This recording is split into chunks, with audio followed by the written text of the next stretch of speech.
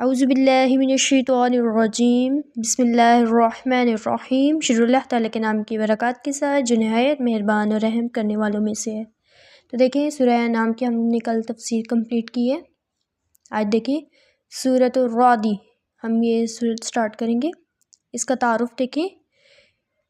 یہ سورت بھی ہجرت سے پہلے نازل ہوئی تھی اور اس کا بنیادی موضوع اسلام کے بنیادی عقائد یعنی توحید، رسالت اور آخرت کا اثبات اور ان پر عائد کی جانے والے اعتراضات کا جواب ہے۔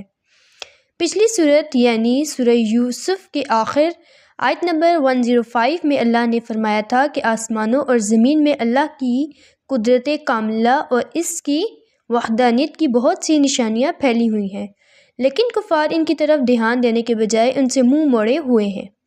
اب اس صورت میں کائنات کی ان نشانیوں کی کچھ تفصیل بیان فرمائی گئی ہے جو پکار کر کہہ رہی ہے کہ جس قادر مطلق نے اس کائنات کا یہ محیر العقول نظام بنایا ہے، اسے اپنی خدائی قائم کرنے کے لیے کسی مددگار یا شریک کی ضرورت نہیں ہے۔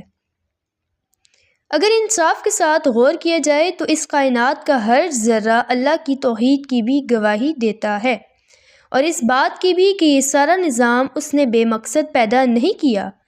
اس کا یقیناً کوئی نہ کوئی مقصد ہے، اور وہ یہ کہ اس دنیاوی زندگی میں کیے ہوئے ہر کام کا کسی دن حساب ہو اور اس دن نیکیوں کا انعام اور برائیوں کی سزا دی جائے۔